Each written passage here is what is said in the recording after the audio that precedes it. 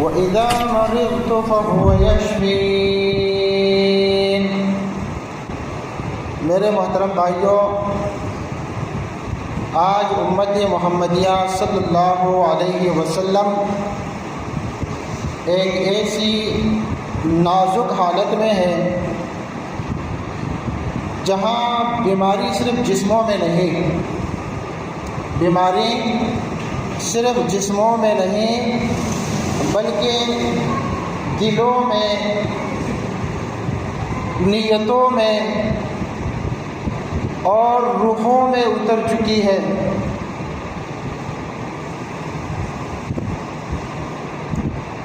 ذی وقار سامعین اکرام، ذرا اندازہ لگائیے کہ ہم دوائیاں تو کھاتے ہیں مگر سکون و آرام نہیں ملتا، علاج سے فائدہ نہیں ملتا۔ ہم کھانا کھاتے ہیں مگر اس سے طاقت نہیں آتی، ہم سوتے ہیں مگر دل مطمئن نہیں ہوتا۔ کیوں؟ اس لیے کہ علاج ادھورا ہوتا ہے ہمارا۔ بھائیوں، ہم نے بتایا تھا کہ آج امت کو، مسلمانوں کو، ہم انسانوں کو، ہمارے معاشرے کے لوگوں کو 3 طرح کے علاج کی ضرورت ہے، اور جب یہ تینوں علاج جمع ہو جائے تو انسان حقیقی طور پر پھر صحت مند بنتا ہے، نہ صرف جسم سے بلکہ روح سے بھی۔ اس کا پہلا علاج جسم کا علاج، اور وہ ہے غذا سے، پرہیز سے، نیند اور ورزش سے۔ اسلام ہمیں کیا سکھاتا ہے؟ قرآن نے ہمیں کیا سکھایا؟ قرآن نے ہمیں سکھایا کلوا واشربوا ولا تسرفوا، کھاؤ پیو مگر حد سے نہ بڑھو، اور حد سے نہ بڑھنا، اعتدال میں رہ کر کھانا پینا، حلال رزق سے، طیب رزق سے، پاکیزہ رزق سے، یہی جسم کی صحت کا راز ہے۔ دوسرا علاج وہ ہے روح کا علاج۔ پہلا بتائیں جسم کا علاج، اب بتا رہا ہوں روح کا علاج، اور وہ کس سے ہوتا ہے؟ قرآن سے، نماز سے، ذکر سے، صبر کرنے سے۔ اللہ رب العالمین نے کیا فرمایا؟ جیسے کہ جسم کی ضروریات کے لیے فرمایا کہ کلوا واشربوا ولا تسرفوا، بات بالکل واضح ہے، آسان ہے، کلیئر ہے۔ روح کی ضروریات کے لیے اللہ نے فرمایا الا بذکر اللہ تطمئن القلوب، یاد رکھو دلوں کا سکون صرف اللہ کے ذکر میں ہے، صرف اللہ کے ذکر میں ہے۔ اب تیسرا علاج نیت کا علاج۔ اس کے لیے کیا ضروری ہے اور کس چیز سے اس کا علاج ہو جاتا ہے؟ اخلاص سے، تقویٰ سے، اور اللہ رب العالمین پر توکل کرنے سے۔ اگر نیت درست ہو جائے تو عمل میں برکت آ جاتی ہے، اور اگر نیت میں فساد ہو تو عبادت بھی بوجھ بن جاتی ہے۔ پیارے بھائیوں، جسم کا علاج بغیر روح کے علاج کے نامکمل ہے، اور روح کا علاج بغیر نیت کے بے اثر ہے۔ جب غذا میں پرہیز، دل میں ذکر اور نیت میں اخلاص جمع ہو جائے تب انسان واقعی زندگی پاتا ہے، ایمان والی، سکون والی، صحت مند زندگی۔ میرے محترم بھائیوں، آج ہمارا فرض ہے جی ہاں میرے بھائیوں، ہمارا فرض ہے کہ ہم امت کو طبی شعور دیں، ہم لوگوں کو بتائیں کہ ہر چیز کا علاج گولیاں کھانے سے، کیپسول، انجیکشن وغیرہ سے نہیں، بلکہ بعض اوقات غذا ہی دوا ہوتی ہے۔ ہمارے اور آپ کے پیارے پیغمبر محمد الرسول اللہ صلی اللہ علیہ وسلم نے فرمایا ہے لِكُلِّ دَاءٍ دَوَاءٌ، ہر بیماری کی دوا ہے، اور بعض اوقات وہ دوا ہماری روزمرہ خوراک ہی میں چھپی ہوتی ہیں۔ تو لہٰذا ہر بیماری کے لیے گولیاں، کیپسول، انجیکشن، ڈاکٹروں کے پاس جانا یہ لازمی اور ضروری نہیں ہوتا۔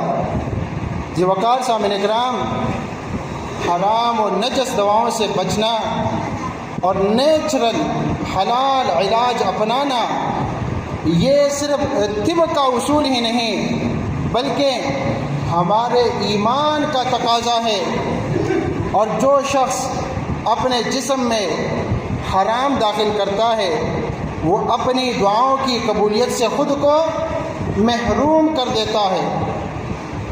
لہٰذا میرے عزیز بھائیوں، آج جمعہ کے اس بابرکت دن میں ہم عہد کریں کہ ہم اپنی صحت کی حفاظت کریں گے، اپنے جسم کو عبادت کے قابل رکھیں گے، اور ہر بیماری، ہر کمزوری، ہر پریشانی میں سب سے پہلے اللہ رب العالمین کی طرف رجوع کریں گے، کیونکہ شفا صرف دوا میں، گولیوں میں، ٹیبلٹس میں، کیپسولز میں نہیں بلکہ اللہ کے حکم اور یقینی کامل میں ہے۔ تو میرے محترم بھائیوں، یاد رکھو صحت ایمان کی قوت ہے، اور ایمان صحت کا نور ہے، اور اللہ تعالیٰ نے ہمیں بے شمار نعمتوں سے نوازا ہے۔ مال دیا یا نہیں دیا، غور کرے، اللہ کی نعمتوں پر غور کرے۔ مال دیا، اولاد دی، عزت دی، مگر ایک ایسی نعمت ہے جس کی قدر اکثر انسان کو اس وقت ہوتی ہے جب وہ نعمت چھن جاتی ہے، اور وہ نعمت کیا ہے؟ آپ کے پاس جو دیگر نعمتیں ہوتی ہیں، مال، اولاد، اس کی آپ قدر کرتے ہیں، لیکن ایک ایسی نعمت ہے اس کی قدر نہیں کرتے، مگر جب وہ چھن جاتی ہیں تب احساس ہوتا ہے، اور وہ نعمت ہے آپ کی صحت۔ نبی کریم صلی اللہ علیہ وسلم نے فرمایا نعمتان مغبون فیہما کثیر من الناس، بہت سارے لوگوں میں، انسانوں میں ایسے ہیں جو دو نعمتوں کی ناقدری کرتے ہیں، خسارے میں ہے اس حوالے سے، اور وہ دو نعمتیں الصحت والفراغ، وہ صحت ہیں اور فراغت ہے۔ یہ صحیح بخاری کی حدیث ہے، صحیح ترمذی میں بھی ہے، کیونکہ جب انسان صحت مند ہوتا ہے میرے بھائیو، جب انسان صحت مند ہوتا ہے تو اپنے کام خود کر سکتا ہے، دوسروں کا محتاج نہیں بنتا، اپنے بیوی بچوں کے حقوق ادا کرتا ہے، دوسروں کے بھی کام کرتا ہے، اجر پاتا ہے، اجر کماتا ہے، عبادات بخوبی انجام دیتا ہے۔ ایسا شخص جسمانی، ذہنی اور روحانی طور پر حشاش بشاش رہتا ہے۔ تو ذی وقار سامعین اکرام، جب جسم تندرست ہو تو دماغ بیدار ہوتا ہے، فکر، انسان کی جو فکر ہے وہ مضبوط ہوتی ہیں، انسان کی زندگی میں نظم و ضبط آتا ہے، اور جب وقت اور صحت دونوں میسر ہو تو بندہ گناہوں سے توبہ کر سکتا ہے، نیکی کے کاموں کی طرف بڑھ سکتا ہے، اور اپنی گزشتہ زندگی کی کوتاہیوں کا، گناہوں کا، غفلتوں کا ازالہ بھی کر سکتا ہے۔ میرے بھائیوں، صحت صرف ایک جسمانی طاقت نہیں، یہ اللہ کی امانت ہے، اللہ کی امانت ہے۔ آپ کی جو صحت ہے اس کا شکریہ یہ نہیں کہ ہم صرف زبان سے شکر کے الفاظ کہیں، بلکہ اس کا شکر یہ ہے کہ ہم اپنی صحت کو اللہ رب العالمین کی اطاعت، بندگی اور خدمت خلق میں استعمال کرے۔ میرے محترم بھائیوں، آئیے آج نبی رحمت صلی اللہ علیہ وسلم کے ایک سنہری فرمان پر غور کریں، ایک ایسی حدیث جو ہماری پوری زندگی کا نقشہ بدل سکتی ہے۔ رسول اکرم صلی اللہ علیہ وسلم نے فرمایا، کیا فرمایا؟ من اصبح منکم آمنا فی سربہ معافا فی جسدہ عند قوت یومہ فکأنما حیزت لہ الدنیا۔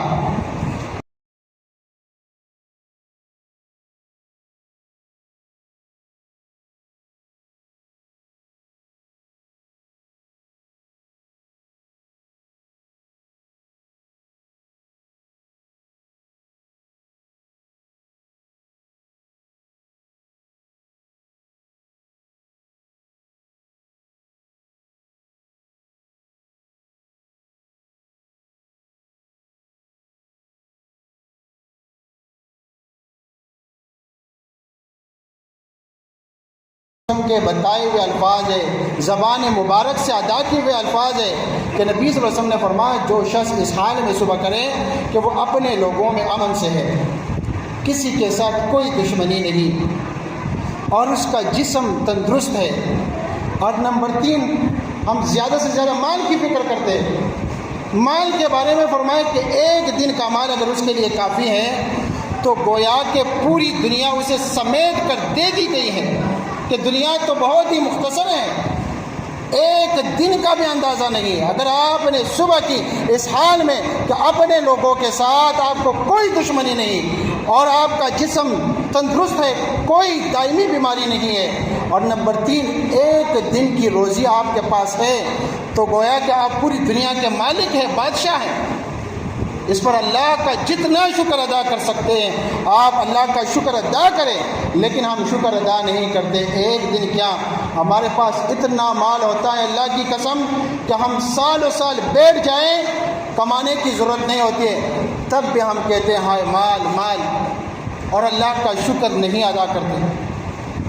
میرے پیارے بھائیوں، ذرا سوچو، آج ہماری زندگی میں مال تو ہے لیکن سکون نہیں ہے، دوائیاں ہیں، قسم قسم کی دوائیاں، آپ جائیے مارکیٹوں میں، میڈیکل اسٹوروں میں، ہزاروں لاکھوں قسم کی دوائیاں ہیں، مگر شفا نہیں، گھر ہے مگر گھر کا سکون کہیں کھو گیا ہے۔ کیوں؟ سوچئے، کیونکہ ہم نے اپنے نبی کریم صلی اللہ علیہ وسلم کی سنت سے دوری اختیار کر لی ہے۔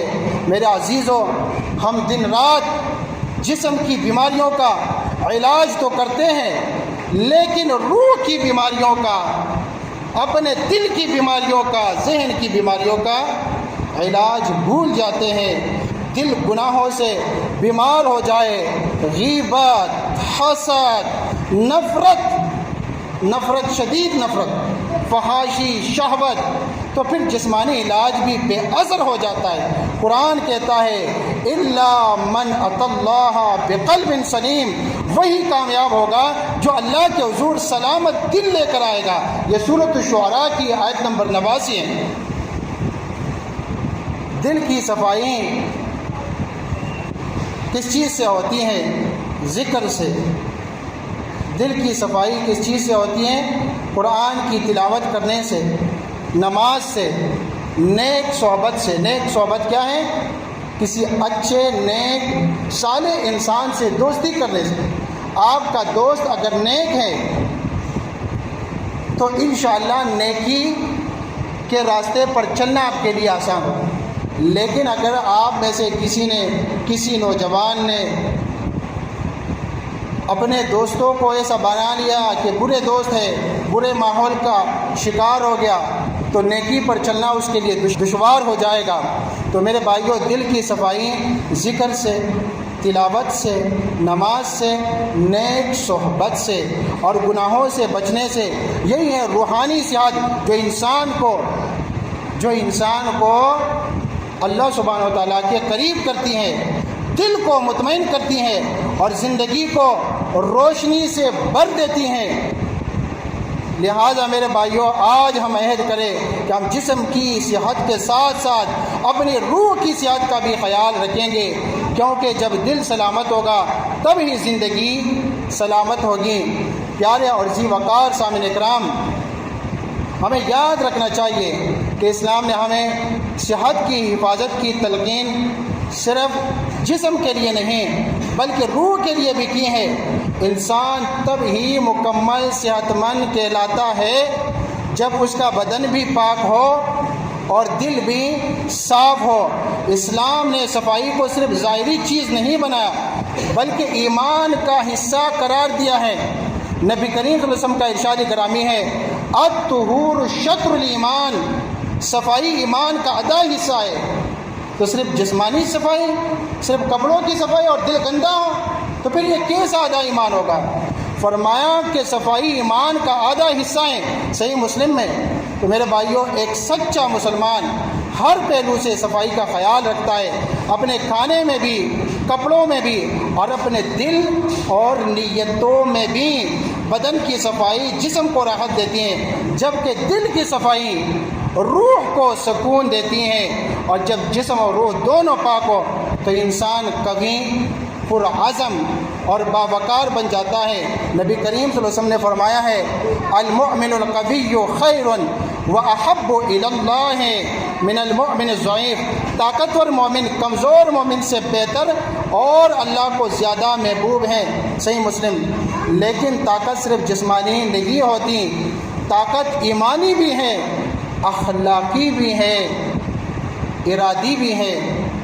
طاقتور مومن وہ ہیں جو اپنے غصے پر قابو پائے، اپنے نفس کو ضبط میں رکھ کے، کنٹرول میں رکھ کے، اور اپنے جسم کو اللہ کی امانت سمجھے۔ میرے محترم بھائیوں، آج امت کو ایسے ہی طاقتور مومنوں کی ضرورت ہے جو اپنے بدن کو پاک، اپنے دل کو صاف اور اپنی نیت کو خالص رکھے۔ یہ وہ لوگ ہیں جو دنیا میں بھی عزت پاتے ہیں اور آخرت میں بھی اللہ کے قریب ہوتے ہیں۔ میرے عزیز بھائیوں، یاد رکھو، صحت عبادت کے لیے ہے، مستی کے لیے نہیں ہے۔ اگر صحت ہو مگر عبادت نہ ہو تو یہ جسم ایک بوجھ ہے، ایک خالی ڈھانچہ ہے جس میں روح تو ہے مگر نوری ایمان نہیں۔ اور سنو، نبی کریم صلی اللہ علیہ وسلم نے ہمیں صرف نماز روزہ ہی نہیں سکھایا بلکہ زندگی کا توازن، صحت کا نظام اور بدن کی حفاظت کا شعور بھی سکھایا۔ آپ صلی اللہ علیہ وسلم نے فرمایا، وقت پر سو۔ لیکن آج ہمارے نوجوان وقت پر سوتے ہیں، ہاتھ میں موبائل ہے 2 بجے تک، اور ہم حدیثیں بھول جاتے ہیں۔ نبی علیہ السلام نے فرمایا، وقت پر سو، وقت پر اٹھو، حلال کھاؤ، سادہ کھاؤ، حرام و نجس سے بچو اور نیت صاف رکھو، صحت کا خیال رکھو، اور یہ عبادت کے لیے بہت ہی ضروری ہے، اور یہ نبی کریم صلی اللہ علیہ وسلم کی سنت ہے۔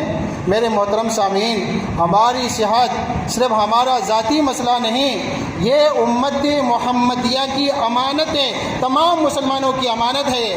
جب ایک مومن مضبوط ہوتا ہے تو اس کی عبادت میں جان ہوتی ہے، اس کی دعا میں اثر ہوتا ہے، اور اس کی نگاہ میں غیرتی ایمانی چمکتی ہیں۔ لہٰذا آج اس بابرکت جمعہ کے دن ہم سب اپنے دلوں سے عہد کریں کہ ہم اپنی صحت کی حفاظت کریں گے، اپنے جسم کو عبادت کے قابل رکھیں گے، اور ہر بیماری، ہر کمزوری میں سب سے پہلے اللہ رب العالمین کی طرف رجوع کریں گے۔ اللہ رب العالمین سے دعائیں کہ اللہ ہم کو، ہمارے نوجوانوں کو، تمام مسلمانوں کو، مسلمانوں کے بچوں کو یہ موضوع سمجھنے اور اس کے مطابق زندگی گزارنے کی توفیق عطا فرمائے۔ اللہ ہمیں حرام سے بچائے، اللہ رب العالمین ہمیں شیطان کی غلامی سے بچائے۔ اللہم ربنا آتنا فی الدنیا حسنہ وفی الآخرۃ حسنہ وقنا عذاب النار۔